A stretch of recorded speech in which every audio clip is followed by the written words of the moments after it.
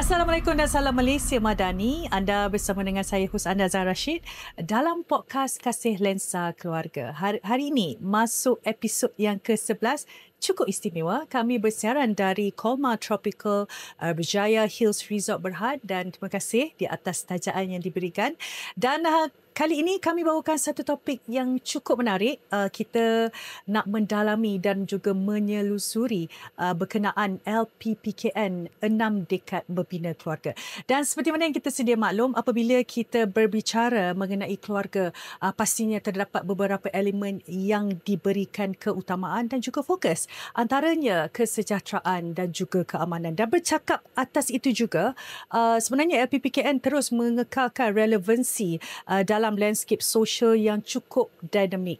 Tambah pula menjelang ulang tahun ke-60 ini, kita akan nak tahu dengan lebih lanjut peranan yang dimainkan oleh LPPKN sendiri dalam mengekalkan legasi pencapaian dan juga agenda baru yang selaras dengan rancangan Malaysia yang ke-13. Tanpa melengahkan masa, saya ingin memperkenalkan tetamu kita yang cukup istimewa pada hari ini, iaitu Encik Hairil Fazli Muhammad Akir yang merupakan Timbalan Ketua Pengarah Dasar Lembaga Penduduk dan Pembangunan Keluarga Negara LPPKN. Encik Hairil, apa khabar Encik Hairil? Baik, Zahar. Kali kedua kita bertemu. Ya, kali kedua. Cuma ni jauh sikit. Kita naik atas bukit. Ya, betul. Di Kolmar Tropical. Kolmar Tropical. Ya, okey. Baik, Cik Hairil.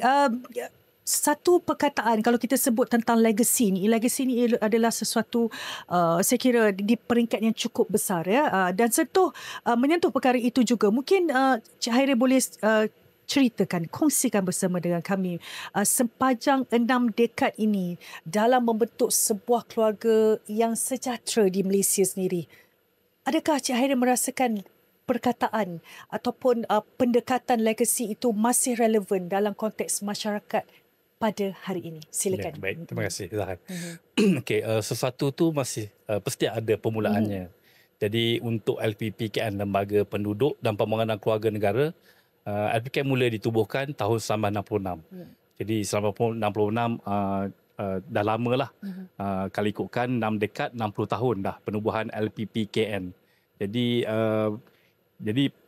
di peringkat permulaan penubuhan LPPKN itu sendiri pada tahun 1966, LPPKN ditubuhkan untuk memperkenalkan dan mempromosikan perkhidmatan perancang keluarga untuk bertujuan kesihatan ibu dan juga pembangunan keluarga yang berkualiti. Ya. Jadi itu matlamat utama pada masa penubuhan Lembaga Penduduk dan Pembangunan Keluarga Negara. Ya. Jadi legasi yang dibawa pada ketika itu adalah di mana kita mempunyai sebuah organisasi yang berfokus kepada institusi keluarga. Ya. Jadi dalam banyak-banyak agensi kerajaan, satu badan berkanun ditubuhkan untuk memfokuskan kepada institusi keluarga. Jadi oleh demikian itulah legasinya yang kita mulakan, iaitu di mana pada tahun 1966 kita telah diperkenali di kalangan generasi baby boomers, yang mana yang lahir tahun 60-an ke bawah. Mereka mengenali LPPKN sebagai agensi yang memberikan perkhidmatan perancang keluarga. Namun pada tahun 1984 kita telah buat perindaan kepada fungsi dengan memperluaskan lagi fungsi LPPKN ini daripada perancang keluarga kepada pembangunan keluarga. Jadi pada tahun 1984 nama LPPKN pun berubah daripada Lembaga Perancang Keluarga Kebangsaan kepada Lembaga Penduduk dan Pembangunan Keluarga Negara. Jadi skop tu telah luas, legasi tu diluaskan lagi. Jadi dengan selepas pada 1984 kita telah pun mula memfokus kepada agenda pembangunan keluarga, agenda kependudukan dan juga agenda reproduksi manusia. Maksudnya kita mula melihat kepada LPPKN ini memantau trend demografi. Ada perubahan demografi dalam negara kita yang berlaku di mana kita pada waktu tersebut sedang menuju kepada negara membangun. Jadi sudah tentu kita akan menjalani cabaran-cabaran demografi yang berlaku bagi negara membangun. Jadi kita pantau trend pembangunan demografi negara pada waktu tersebut. Kemudian kita lihat juga isu bahawa kita nak melahirkan penduduk yang berkualiti. Keluarga itu, institusi keluarga itu sebagai institusi asas bagi masyarakat perlu diperkasakan. Jadi oleh demikian aspek pembangunan keluarga kita lihat aspek kitaran kehidupan keluarga itu sendiri dan juga cabaran-cabaran yang berlaku dalam keluarga. Kemudian kita memperluaskan aspek perancangan keluarga tersebut dari elemen kontraseptif, alat kontraseptif kepada kesuburan, perkhidmatan kesuburan dan juga kesihatan reproduktif yang lain. Jadi selepas pada tahun 70-an tersebut, kita dapat lihat bahawa LPPKN dalam melaksanakan perkhidmatan kepada mereka yang mempunyai masalah kesuburan, kita telah pun melaksanakan perkhidmatan dan boleh dikatakan menjadi underperintis kepada perkhidmatan kesuburan berkaitan dengan teknologi IUI, intrauterine insemination, sehinggalah ke in vitro fertilization, IVF, bayi tak menguji. Jadi teknologi-teknologi telah pun dipelopori oleh LPPKN dan juga diperkembangkan oleh LPPKN. Jadi inilah legasi yang kita bawa sehinggalah pada tahun 1994 di peringkat antarabangsa ada satu komitmen besar di peringkat international berkaitan International Conference on Population and Development, ICPD, di mana kebanyakan negara menyatakan komitmen kepada kemajuan-kemajuan yang disasarkan dalam dokumen ICPD tersebut, dan di situlah kita dapat lihat bahawa elemen keluarga tu diberi penekanan daripada aspek kesesamaan gender, kesihatan reproduktif dan pembangunan keluarga, di mana kita dapat lihat selepas daripada 1994 tu adanya sambutan Hari Keluarga Antarabangsa. Sebenarnya kita telah mulakan lebih awal. Kita telah pun ada sambutan Hari Keluarga Kebangsaan tahun 1990. International Family Day bermula 1994 di peringkat international. Jadi kita dah mulakan lebih awal dan ini antara menjadi legasi yang mana kita bawa. Tahun demi tahun kita meraihkan Hari Keluarga Antarabangsa dan juga Hari Keluarga Kebangsaan. Okey. Cik Hairil, tadi Cik Hairil ada sebut mengenai kadar kesuburan. Kita bercakap tentang itu. Dan kalau kita bercakap daripada skop yang lebih luas, masyarakat semakin berkembang dengan era kemajuan. Sekarang ni orang bercakap tentang digital, tentang teknologi. Pastinya dalam kita mengukuhkan institusi kekeluargaan tu ada cabarannya. Salah satunya adalah tadi Cik Hairil dah pun sentuh mengenai kadar kesuburan rendah. Kalau saya boleh tambah juga antara lain adalah isu penuaan penduduk dan juga perubahan struktur keluarga. Ya, tiga elemen ini. Mungkin daripada pihak LPPKN sendiri, bagaimana LPPKN merancang ataupun mengambil satu langkah bagi mengadaptasi dasar serta atau dengan kata lain intervensi untuk memastikan institusi keluarga di Malaysia kekal utuh walaupun landscape sosial yang semakin mencabar. Bagaimana? Okay. Satu yang saya nak kongsikan adalah di mana kita antara negara yang boleh katakan terawal mempunyai satu dasar yang khusus berkaitan dengan keluarga, satu dasar yang eksplisit. Kalau di mana-mana di negara-negara lain mungkin dasar berkaitan keluarga tu ada di dalam dasar-dasar sosial yang lain dan juga mungkin dasar-dasar pembangunan negara. Tapi pada tahun 2010 setelah kita merangka dan juga menggubal dasar-dasar untuk dasar keluarga ini, kita telah pun menghasilkan satu dasar yang mengkhusus kepada keluarga, iaitu kita namakan dasar keluarga negara. Jadi dasar keluarga negara inilah adalah satu penyataan matlamat yang meletakkan negara kita ni memfokus kepada institusi kekeluargaan, mengambil perhatian utama kepada institusi kekeluargaan. Jadi kita meletakkan perspektif keluarga itu dalam setiap pembangunan negara. Jadi bermula di 2010 itulah bermulanya dasar keluarga negara, di mana dalam dasar keluarga negara itu juga hasil daripada dasar keluarga negara itu kita mengajak semua pihak, pelbagai pembuat dasar untuk mengutamakan melihat perspektif keluarga dalam setiap pembangunan polisi dan juga perancangan program bagi negara. Dan daripada situ juga kita lihat bahawa kita telah pun memperkenalkan konsep kesejahteraan keluarga. Jadi bila kita memperkenalkan konsep kesejahteraan keluarga, kita pantau, ukur trend kesejahteraan keluarga itu bermula daripada 2011 lagi. kita telah pun membangunkan indikator kesejahteraan keluarga. Jadi indikator kesejahteraan keluarga ni kita pantau secara berkala. Jadi 2011, kemudian kita buat siri yang kedua pada 2016. Kemudian kita buat siri yang ketiga pada 2019 dan kita buat siri yang seterusnya, siri keempat pada 2024. Jadi ini kita ukur trend kesejahteraan keluarga dan bertujuan untuk kita lihat, kita menilai cabaran-cabaran yang berlaku kepada institusi keluarga untuk mencapai kesejahteraan. Jadi indikator kesejahteraan keluarga ni sangat di peringkat mikro, tapi uniknya dia menilai daripada persepsi ibu bapa yang punya anak, bagaimana tahap kesejahteraan keluarga itu sendiri. Jadi daripada aspek itulah kita dah mula dari segi kerajaan memberi perhatian pada keluarga, pada institusi keluarga. Kita ukur trend kesejahteraan keluarga dan kita meraihkan keluarga ni dalam bentuk yang lebih luas, di mana seperti yang saya nyatakan sebelum ini, kita sambut Hari Keluarga Kebangsaan sebagai satu hari. Tapi bermula daripada 2014, kita dah mula menyambut institusi keluarga tu dalam meraihkannya secara sebulan.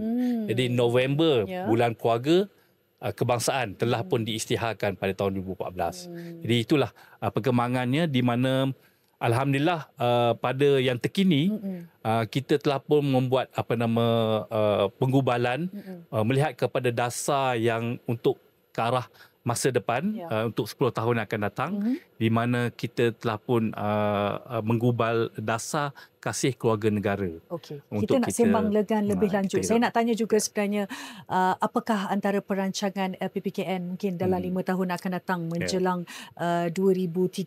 Tapi kita nak berehat dulu. Jadi terus setia bersama dengan kami dalam podcast Kasih Lensa Keluarga. Kita kembali lagi selepas ini.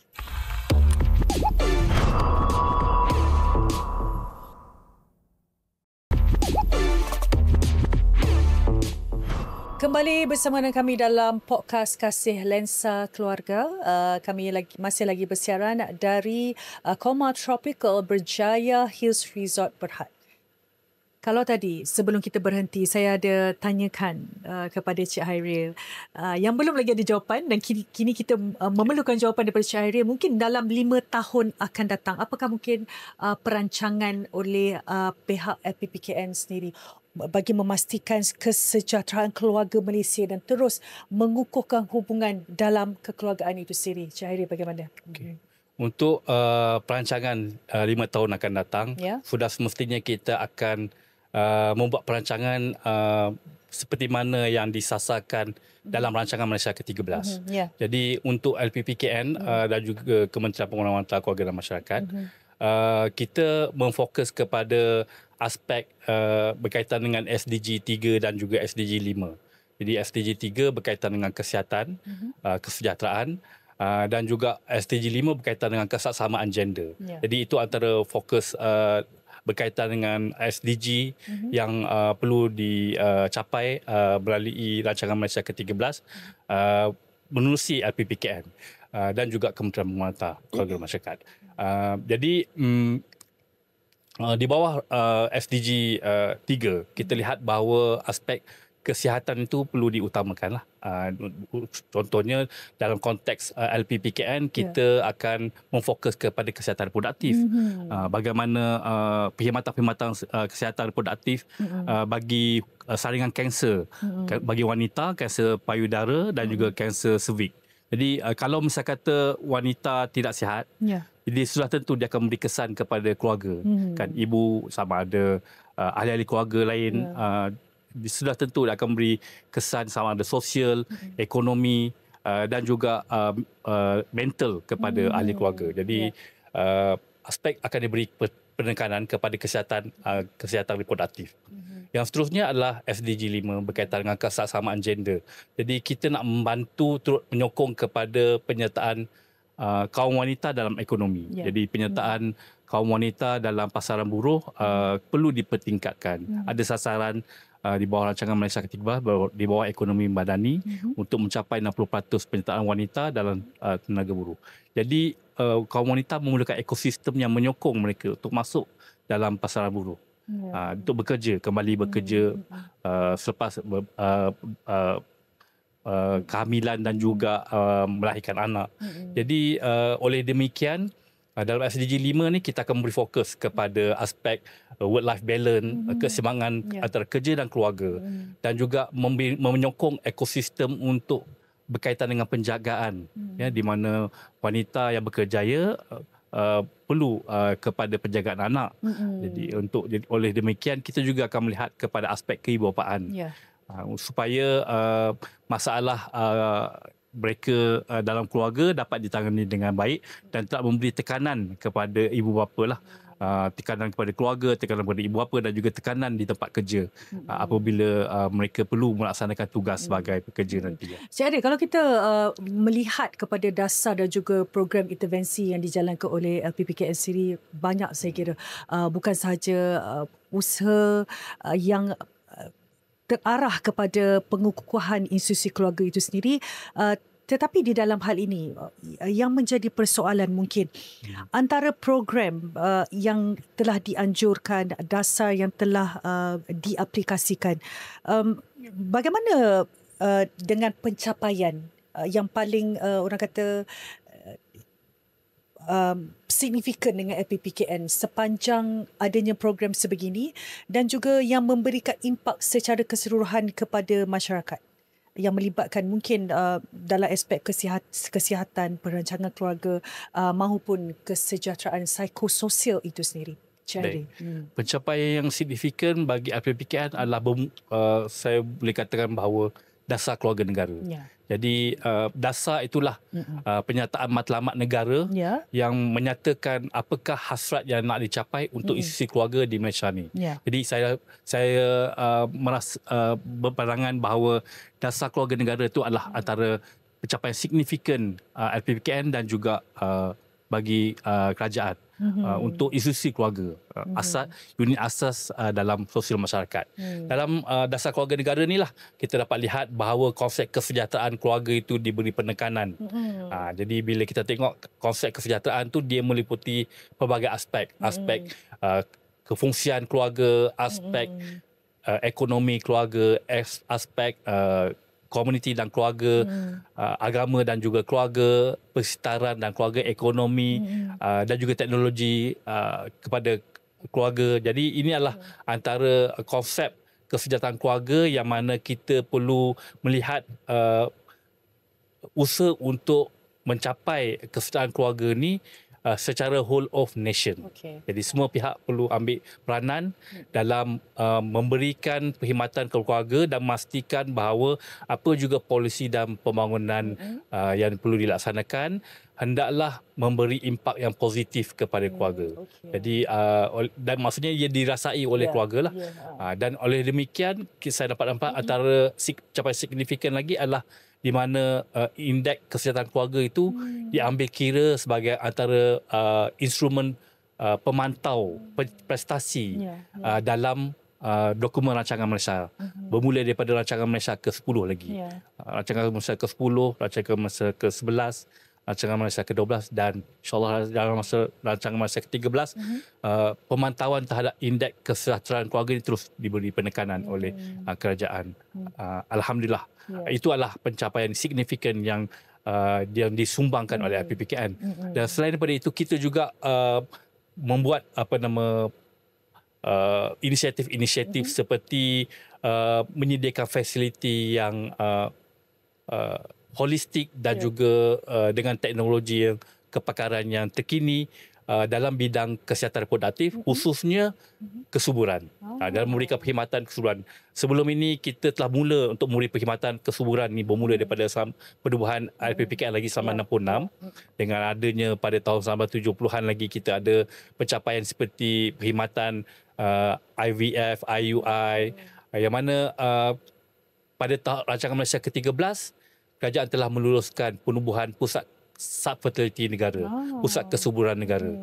Jadi pusat kesuburan negara ni insyaAllah akan siap dijangka pada 2030 dan dengan beroperasinya pusat keluarga negara nanti ia akan memberi perkhidmatan yang berpatutan dengan kadar kejayaan yang lebih tinggi bagi perkhidmatan kesuburan kepada pasangan-pasangan yang punya masalah untuk kesuburan supaya mereka dapat hamil dan membina keluarga yang diinginkan. Jadi itu antara pencapaian signifikan yang kita dapat lihatlah dalam dasar keluarga negara itu sendiri. Dan dalam dasar keluarga negara juga kita dapat lihat peranan institusi keluarga dalam memberi pengetahuan kesihatan reproduktif kepada remaja khususnya dan juga ahli keluarga serta ahli masyarakat. Yang ini kita dapat lihat dalam peranan LPPKN dalam dasar pendidikan kesihatan reproduktif sosial, di mana kita memberi pendidikan kepada remaja dan juga masyarakat supaya remaja dan juga masyarakat mempunyai informasi yang positif, yang tepat untuk membuat keputusan tentang kehidupan sosial mereka, kehidupan kesihatan reproduktif mereka itu sendiri. Jadi ini adalah perkara-perkara penting supaya kita dapat mengelak daripada gejala-gejala sosial yang berlaku dalam negara, kehamilan yang tidak dirancang, kehamilan di luar perkahwinan, dan juga aspek-aspek keganasan, kerana kita mendidik masyarakat untuk menghormati antara gender, lelaki, perempuan, menghormati kaum wanita, kehormatan kepada kaum wanita dan juga gadis. Jadi ini perkara-perkara ini juga diberi penekanan dalam pendidikan kesihatan reproduktif. Dan kita melihat kepada perkara-perkara yang kepada elemen keibubapaan, di mana ada kepentingan untuk kita memperluaskan pendidikan keibubapaan ni kepada masyarakat. Pada masa ni kita dapat lihat bahawa cabaran-cabaran yang berlaku dalam keluarga ni boleh menjejaskan kesejahteraan mental. Jadi oleh demikian konflik-konflik dalam keluarga ni perlu ditangani dengan kemahiran. Jadi oleh demikian kita telah pun menghasilkan modul-modul, kita telah memperbaharui modul-modul supaya ianya relevan dengan keperluan dan juga cabaran semasa, supaya kaum keluarga mempunyai kemahiran yang diperlukan untuk mengurus kehidupan berkeluarga agar konflik dapat ditangani secara sihat dan sekiranya perkahwinan itu perlu kepada perceraian, perceraian yang berlaku itu adalah perceraian yang harmoni, yang tidak memberi impak negatif, yang kurang memberi impak negatif kepada ahli-ahli keluarga yang selepas pasca perceraian. Jadi Cik Hairik, kita nak sentuh sikit. Kalau tadi kita bercakap tentang apakah perancangan LPPKN mungkin dalam 5 tahun akan datang, pasti kita tahu, kita dah jelas, kita dah mempunyai jawapannya, kita dah dapat gambarannya. Kali ini mungkin sedikit pandangan daripada Cik Hairik secara ringkas. Kita bercakap tentang visi LPPKN juga. Mungkin kalau tadi 5 tahun akan datang, dalam 10 ataupun 20 tahun akan datang. Dengan visi itu, akan terus mengukuhkan institusi kekeluargaan di Malaysia sendiri untuk menjadikan ataupun mengekalkan status keluarga yang berdaya tahan, resilient dan juga progresif. Bagaimana? Okey. Dalam kita melihat masa depan, jadi kita memiliki, contoh kita buat foresight thinking lah, future scenario thinking dan sebagainya. Kita telah buat melihat kepada berdasarkan evidence, berdasarkan kajian, berdasarkan pemantauan terhadap trend indikator sosial, akan berlaku perubahan demografi kepada struktur penduduk dan juga institusi cabaran baru kepada institusi keluarga. Jadi ia juga kesan, institusi keluarga juga akan mengalami kesan daripada mega trend yang berlaku dalam keadaan semasa ni. Antaranya adalah perubahan demografi. Kita akan menuju kepada negara menua. Kemudian kita ada isu, bukan isu, maksudnya kita ada cabaran untuk mengurus aspek teknologi, digitalisasi dan juga AI. Jadi isu-isu seperti keselamatan cyber perlu diberi penekanan. Jadi ini adalah antara cabaran-cabaran yang berlaku. Jadi apa yang perlu bagi LPPKN untuk merancang tentang masa hadapan tu perlu melihat kepada cabaran-cabaran yang berlaku inilah. Cabaran-cabaran yang ada di mana keluarga semakin mengecil, sokongan keluarga mungkin akan semakin mencabar kerana dari segi jumlah ahli dalam isi rumah dalam keluarga pun berkurang. Jadi ini akan beri tekanan. Jadi oleh demikian kita melihat kepada aspek pengukuhan nilai itu sendiri. Sebenarnya dalam rancangan Malaysia ke-13 pun dah diberi penekanan kepada pengukuhan nilai, iaitu elemen pendekatan kasih itu.